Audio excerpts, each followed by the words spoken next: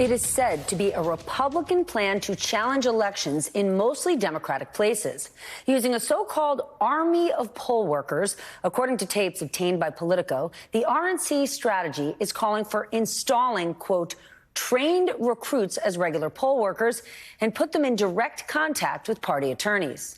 Party chairwoman Ronna McDaniels is pushing back on this reporting, saying, quote, the RNC doesn't conduct poll worker training. We just facilitate.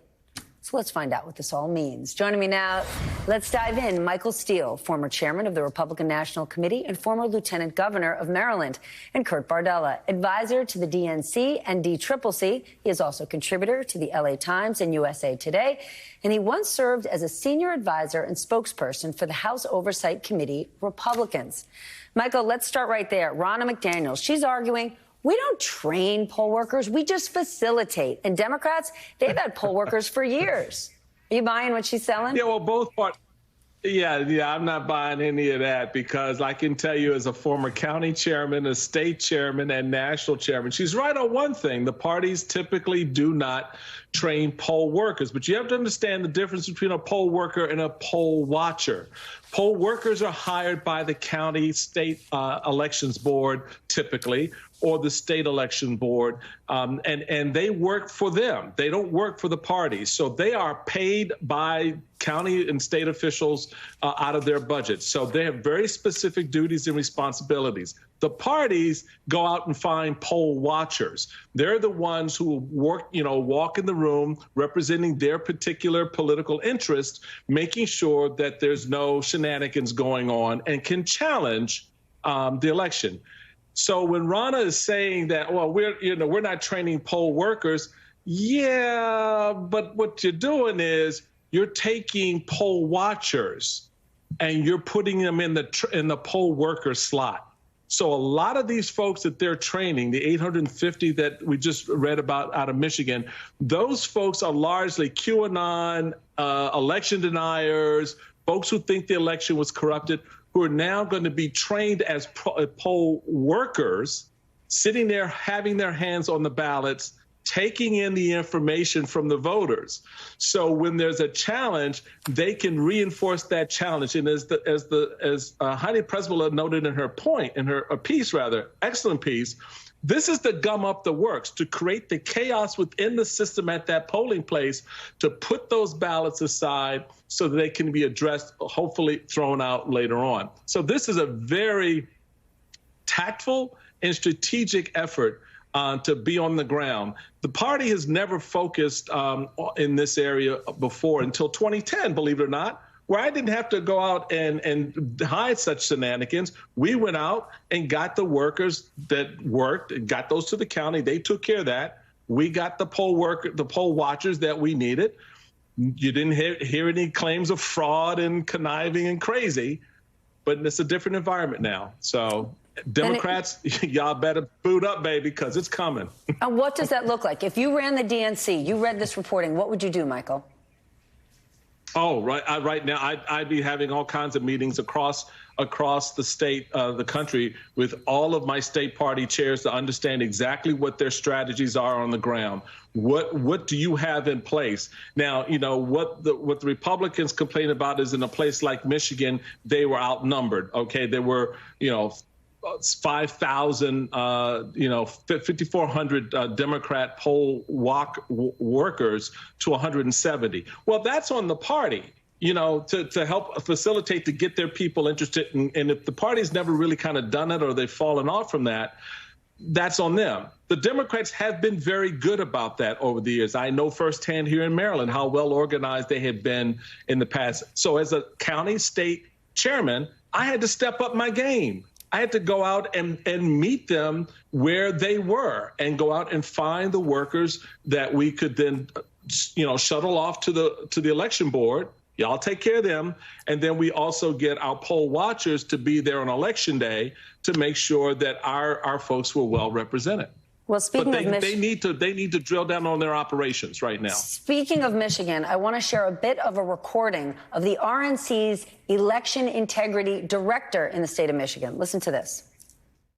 Truly, it's going to be an army, right? We are going to try to recruit lawyers. We're going to have lawyers that work early to build relationships with different judges so that when that happens, we're going to have lawyers that have relationships with the police chiefs in the different areas, with the police officers in the different areas, so that when that happens, those pre-existing relationships are already established.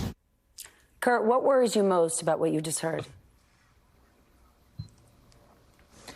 What we're hearing is a deliberate, systemic, organized effort by the Republican Party to target Democratic precincts, to target communities of color, and put a plan in place to try to influence and impact their ability to turn out and vote and participate in the democratic process. This is very black and white here. Ronna McDaniel is nothing more than a dishonest smear merchant. She knows exactly what the party is doing. This is deliberate. This is what Steve Bannon in that very political piece is referred to as the precinct plan. It is systemic. It is at the heart of the organization of the Republican National Committee, and their one and only goal and purpose is to disenfranchise voters, to make sure that what happens in 2022 and beyond is not what we had in 2020, which was a free and fair election. They are installing people who believe in the big lie, people who want to throw out democracy. They are installing them in positions where they can contest ballots, they can challenge voters, they can create chaos, they can create havoc on a democratic process. Because then what they will do, Stephanie, is they will say, look, there's all these complaints in this precinct. This election isn't valid. These votes shouldn't be counted. This is not legitimate. It is a rerun of what we saw in 2020, but this time they have had the time, the preparation, the manpower, the resources to install the big lie into the entire apparatus of the Republican Party at the state, the local, the national level. And it could be very well possible if Democrats do not measure up to this, if they do not see this as a red flag warning, that this is a red alert time, that 2020 could very well have been the last free and fair election we'll ever have if Republicans are allowed to operate this way. All right, well, speaking of Democrats and red flag warnings, Axios is reporting that if Republicans take back the House in November, you better expect a whole lot of investigations into the Biden administration. This could be Benghazi on steroids. Given that, should Democrats be getting a lot more aggressive now, especially on things like tightening up the rules on oversight and ethics, things they complained about over and over when Trump was in the White House, saying they were going to change things when they were in charge? Michael? They should have been tight over a year ago. This is political malfeasance in my view at this point. It's been, people have been saying it forever and a day, what's at stake here and what this looks like. What we're talking about right now, folks, is a preview. This is the 2020 preview. This is the beta version of what's going to happen in 2024. And so the reality of it is, and this is the critical part of why these other pieces are important that they're focusing on.